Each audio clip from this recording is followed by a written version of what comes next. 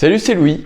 Aujourd'hui, je voulais vous parler rapidement d'une loi empirique, c'est-à-dire c'est pas une loi théorique ou physique, mais qui a des implications qu'on retrouve partout dans la société. Enfin, du moins que moi, je commence à retrouver partout dans la société et être un peu obsédé à propos de ça. Donc, cette loi s'appelle la loi de Conway. Et alors, donc je vais vous donner la définition pour commencer et après on va essayer d'expliquer un petit peu les termes et de voir ce que ça implique. En fait, Conway citait cette loi en 1967 comme une loi empirique, notamment pour le développement logiciel, en disant que les organisations qui se conçoivent des systèmes tendent inévitablement à produire des designs qui sont des copies de la structure de communication de leur organisation. Alors l'un des points importants que j'aimerais mettre en exergue, c'est le mot communication. Et en gros, ça dit que nos processus de communication déterminent ce qu'on est capable de faire. Donc pour donner un petit exemple très caricatural, une structure qui a une communication pyramidale va faire des pyramides. Voilà, c'est aussi simple. Enfin, du moins, va être beaucoup plus capable de construire des pyramides que peut-être construire des structures qui sont décentralisées, hein, logique, puisque l'information va vers le haut. Donc, imaginons que vous êtes tout en bas de la pyramide. Pour communiquer avec quelqu'un qui est juste à côté de vous hiérarchiquement, il va falloir passer par votre manager qui certainement va devoir passer là au-dessus et après l'information va devoir redescendre. Donc pour faire des grands projets gigantesques dans lesquels il y a beaucoup d'étapes qui sont facilement réplicables, et bien à ce moment-là, oui, une structure pyramidale va avoir des facilités pour construire ce type de projet. Voilà. Donc un autre exemple, c'est le Fordisme. Le Fordisme était sur l'optimisation de cette structure pyramidale afin de mesurer chacune des étapes de la chaîne pour pouvoir les optimiser. Et donc on faisait remonter l'information, on mesurait chacune des étapes et puis après on faisait les petits calculs et on redescendait l'application jusque le poste de travail de l'ouvrier. En fait, il y a une grosse révolution, c'est le mouvement Lean, notamment avec le toyotisme, dans lequel cette structure a été remise en cause et avec des résultats qui étaient assez incroyables. Donc, comment ils ont fait? C'est qu'ils se sont déjà dit, il y a un flow unidirectionnel pour que les objets soient fabriqués.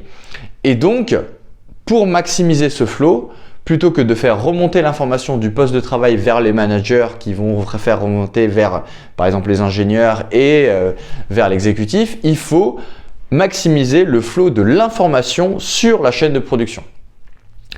À ce moment-là, le rôle du manager n'était plus qu'un rôle d'aidant, de facilitateur. Et d'ailleurs, ça s'est concrètement réalisé par le fait que les ouvriers qui étaient sur la chaîne avaient le pouvoir d'arrêter la chaîne. Et c'est pas simplement pour une urgence, ils avaient le devoir de l'arrêter s'ils observaient le moindre défaut.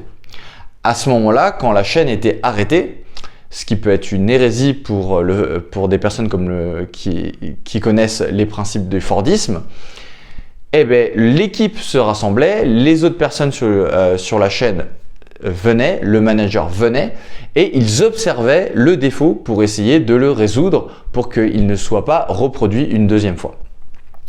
Aujourd'hui, l'agilité hérite de ce mouvement Lean et on peut parler du Lean Startup, des mouvements de Lean Startup, du Craftsmanship, donc de l'artisanat. Tous ces mouvements, en fait, héritent d'une circulation de l'information, de la communication qui est différente. Et alors, qu'est-ce qu'essayent de faire tous ces différents mouvements par rapport à ce qu'on faisait avant? Eh bien, c'est d'utiliser la loi de Conway à notre avantage. Alors, la loi de Conway peut jouer à notre avantage comme à notre désavantage. L'exemple parfait, c'est si vous avez une équipe et vous avez deux produits à gérer, il faut se poser la question si la communication dans cette équipe vaut vraiment la peine d'être maintenue, alors que si les deux produits sont vraiment très séparés, peut-être qu'il faut faire deux équipes avec une partie de ressources qui est partagée. Simplement parce que le fait que chacun des éléments de l'équipe doivent être au courant de la roadmap de chacun des produits, eh bien, ça fait une charge de travail, une charge cognitive qui est importante. Donc simplement, peut-être si c'est possible de séparer, c'est une bonne chose pour chacune des équipes. Au contraire, si vous séparez, vous avez deux équipes qui travaillent sur un même produit, qu'est-ce que vous allez faire? Vous allez faire de la surcharge dans lequel une équipe va certainement devoir attendre de l'information de la seconde équipe pour pouvoir avancer dans son travail. Donc, qu'est-ce qu'elle va faire l'autre équipe en attendant d'avoir de l'information de l'autre équipe? Elle va se mettre à faire une autre tâche dans son backlog et donc elle va avoir une surcharge qui est le changement de contexte, le passage d'une tâche à l'autre. Alors, il y a tout un domaine d'études qui est sur la gestion des équipes avec des bonnes pratiques et des mauvaises pratiques. Par exemple, le système matriciel d'équipe où les équipes étaient réparties de manière parfaitement horizontale et lié par expertise de manière verticale. Donc par exemple, ça c'était le modèle de Spotify au début des années 2010. Aujourd'hui, on sait que c'est un dark pattern dans le sens que en fait, ça maximise non pas le flow du travail, mais ça maximise l'autonomisation des équipes.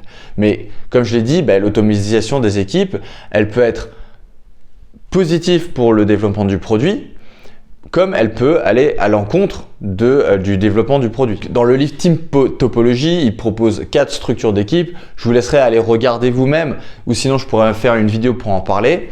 Je voulais garder cette vidéo assez courte pour vous parler d'une autre chose. Je viens d'ouvrir ma chaîne TikTok. Ok, bon, ça paraît bizarre, j'ai 32 ans et TikTok c'est pour les jeunes, hein, n'est-ce pas? Non, en fait, moi j'adore le format vidéo.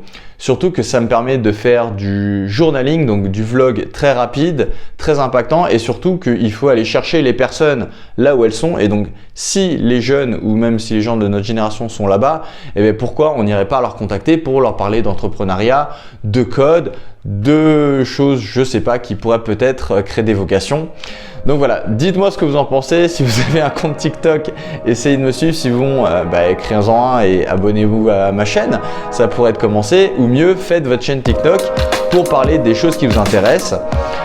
Et je pense que ça fera du bien à tout le monde. Allez, ciao, à la semaine prochaine.